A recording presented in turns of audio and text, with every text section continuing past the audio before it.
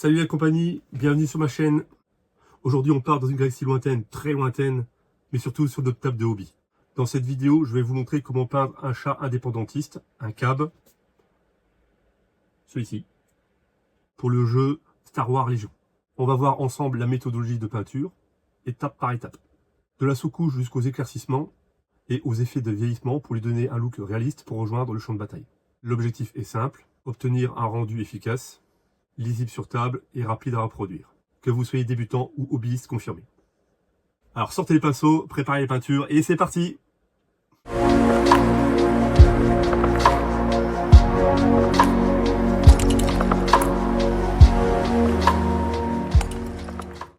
Roger, Roger, Roger, Roger, Roger. Roger, Roger, Roger, Roger. Donc dans cette nouvelle vidéo, nous allons procéder à la peinture de ce char AAT pour le jeu Star Wars Légion. C'est un char donc séparatiste, emblématique de Star Wars aussi, et de cette faction.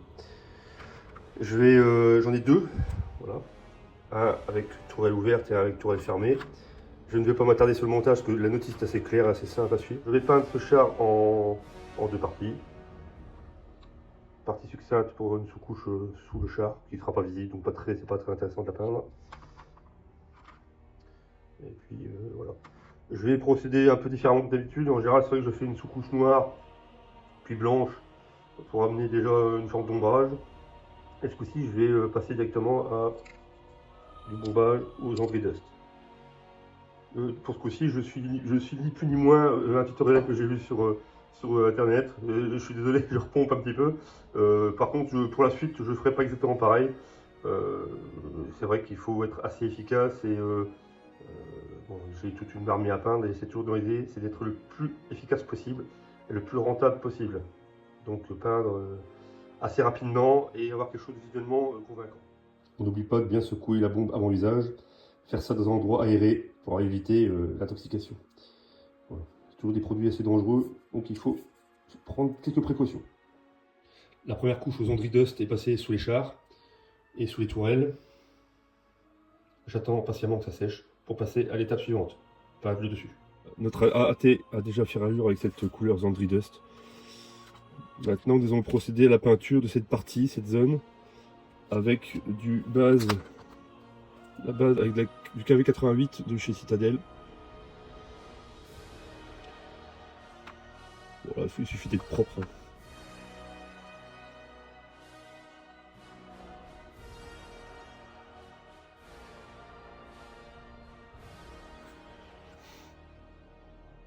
Pour amener un petit peu de couleur, on va peindre maintenant au Desert Yellow de chez Army Painter.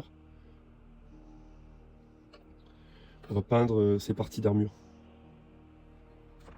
Il faut bien faire attention à bien diluer votre peinture. Bon, bien évidemment, rien n'est raté.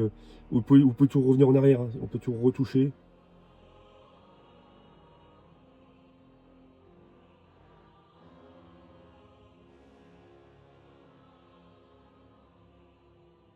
Pour un petit peu plus de réalisme, je vais peindre l'intérieur de la tourelle. Vous avez vu comme c'est ouvert, en couleur claire. J'hésite entre du blanc ou du gris. Pour casser un petit peu avec la monotonie du côté du beige de l'ensemble de la figurine. Bon, j'ai opté pour du bleach bone. Que je pourrais peut-être salir après, on verra. Si ça me plaît pas.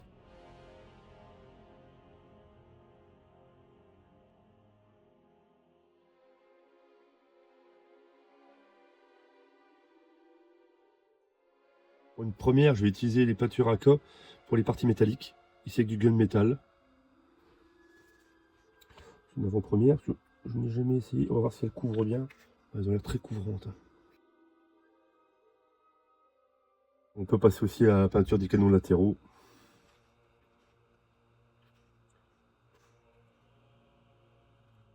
Tous les aplats ont été mis, ont été placés correctement. Maintenant, j'ai amené les ombres avec l'aéro en appuyant certaines zones pour fondre un petit peu, faire un petit effet dégradé qui sera un petit peu plus joli à l'œil. Je vais utiliser pour ça du Monster Brown de chez Army Painter.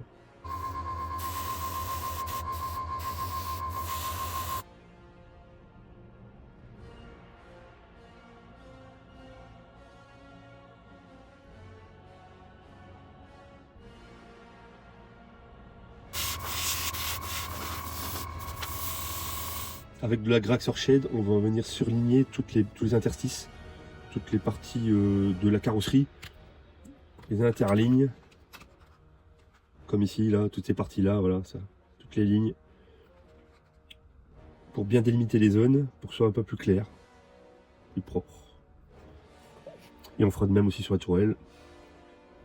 On met aussi de la graxe sur toutes les parties métalliques. Là, j'ai déjà mis de la graxe, hein. J'ai passé cette étape-là.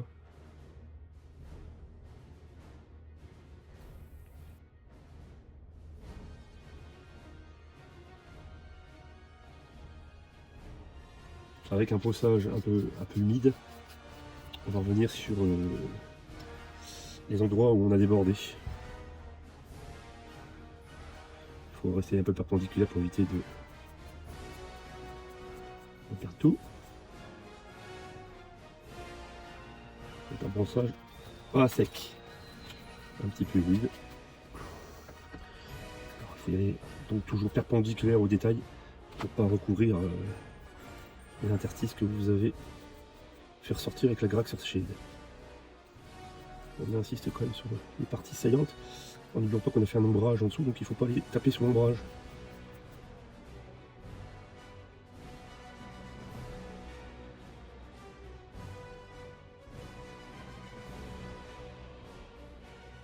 Étape suivante, on passe à l'éclaircissement à l'échantillon de l'ensemble de la maquette à l'aérographe.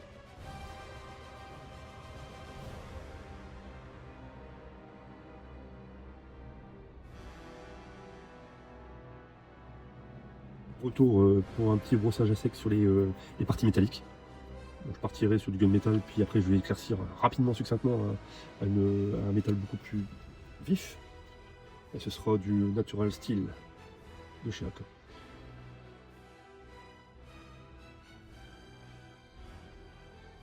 On passe à un brossage à sec à Blue Sheptibone pour faire ressortir les rivets et certaines arêtes.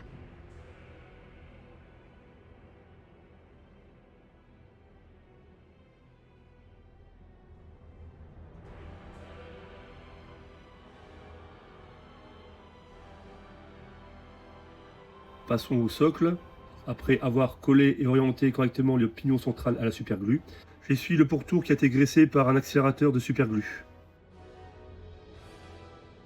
J'utilise une pâte texturée Prince Auguste FX, couleur terre naturelle.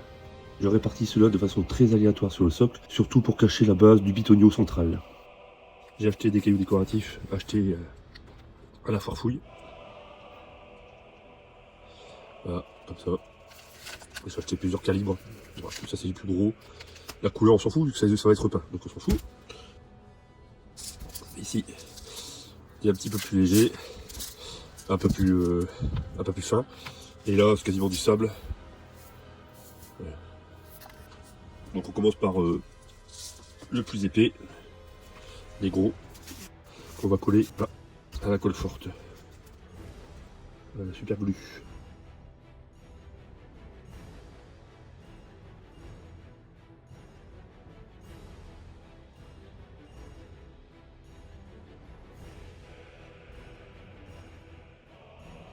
Voilà, les socles avec les graviers intermédiaires. Coller un super glue finalement. Par contre le reste, je pense que je vais coller ça à la colonne.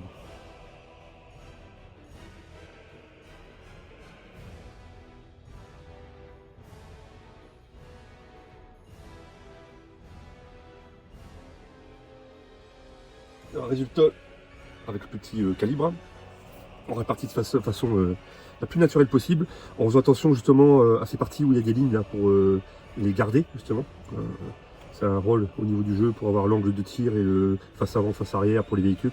Donc voilà, c'est bien de garder des limitations. Enfin, même si c'est pas très propre, on la voit quoi. C'est ce qu'il faut. Et puis on peut même dégager un petit peu le passage.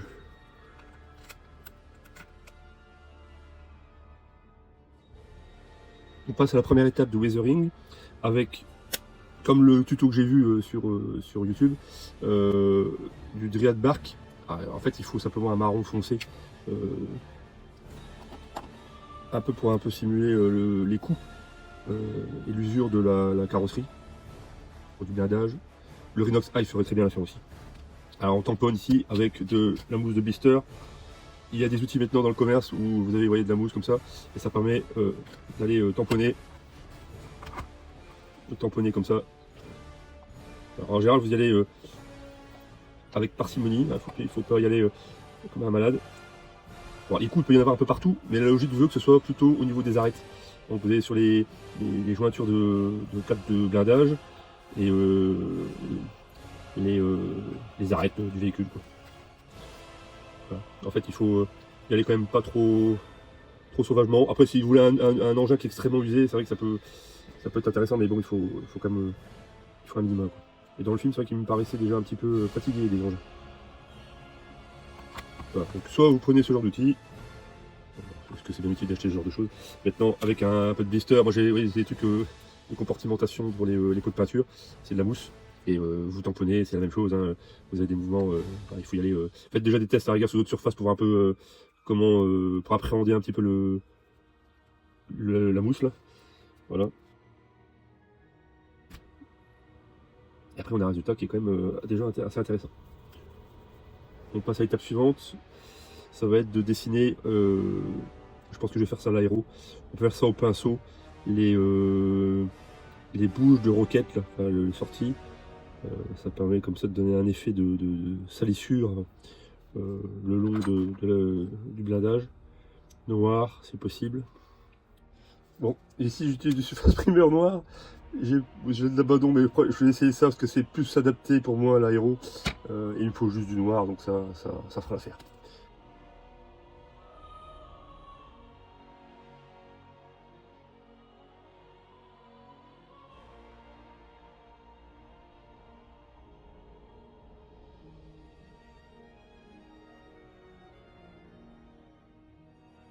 Avec le même noir dilué, on va peindre les bouches des lance-missiles.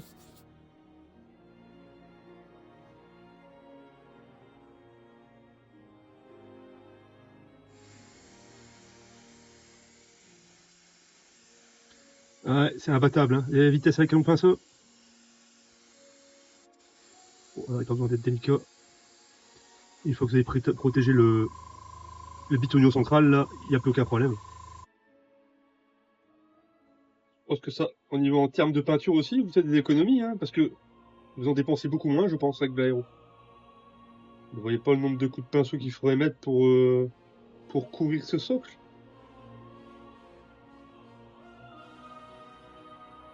On poursuit la peinture de ce socle avec du Scrap Brown de chez Citadel. Ça va apporter une couleur orangée qui est tout à fait dans l'esprit de ce que je veux recréer sur ces socles, c'est-à-dire la planète Geonosis. On y va généreusement avec un brossage un peu humide. Pour finaliser ces socles, je vais utiliser ce pigment de chez Valero. C'est de l'ocre rouge. Ouais, j'en ai plusieurs, mais il y en avait des plus sombres ou des jaunes. Et je pense que dans l'idée de ce que je veux, je pense que le rouge orange est beaucoup plus adapté. Alors il faut être généreux parce que bon, un effet poussiéreux c'est intéressant pour de la terre. Par contre les pigments ça fait beaucoup de poussière et il faut un minimum de préparation que je n'ai pas là, ça se voit.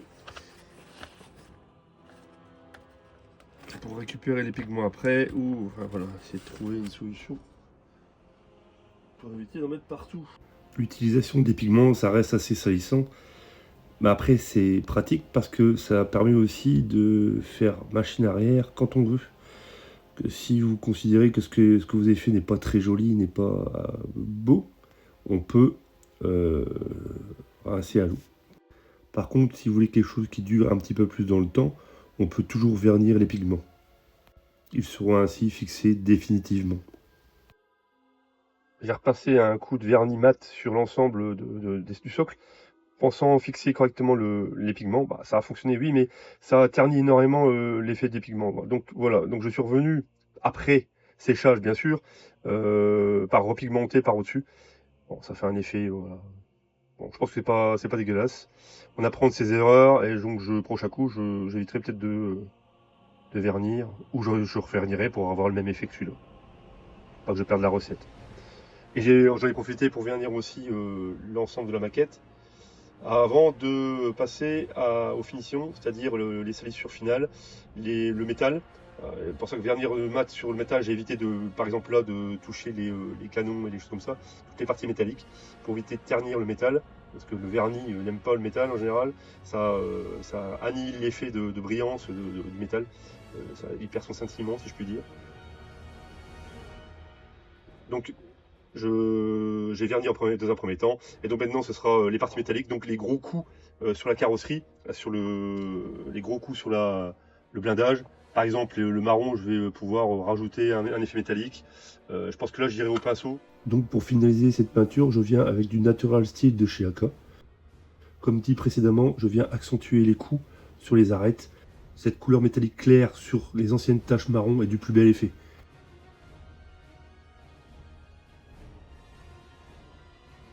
On vient faire correspondre minutieusement les taches marron avec cette belle couleur métallique. Pour cela, on utilise un pinceau. On ne le voit pas sur la vidéo, je ne me suis pas enregistré, mais j'ai utilisé encore de la mousse à blister pour l'orifice des lance-roquettes, pour un côté un petit peu plus aléatoire.